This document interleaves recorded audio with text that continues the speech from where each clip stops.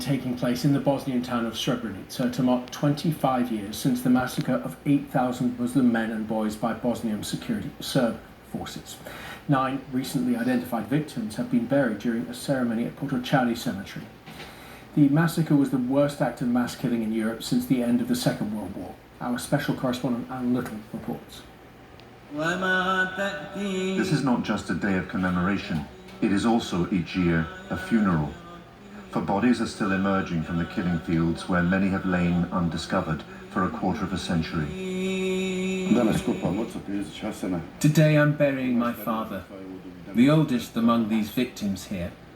It took 25 years until we found his body, his remains, so he can finally find peace.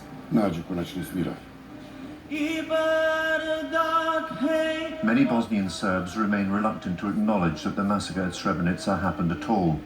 So remembering, keeping the historical record straight against distortion and denial, has the character of a civic duty.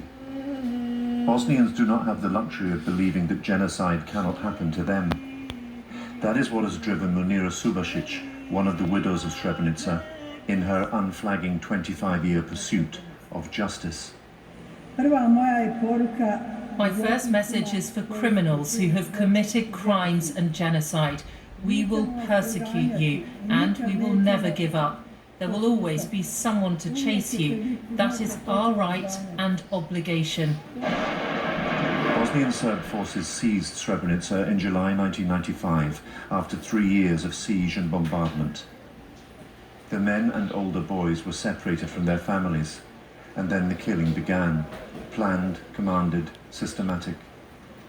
A small Dutch peacekeeping force not only failed to stop it, they handed over to the Serbs thousands of terrified Muslims who'd crowded into their UN base, where they thought they would be safe. The iconography of violent Serb nationalism is very much at large, far from here, celebrated today in the online manifestos of white supremacist mass murderers from Norway to New Zealand. That gives new urgency to the duty to remember what happened here. Alan Little, BBC News.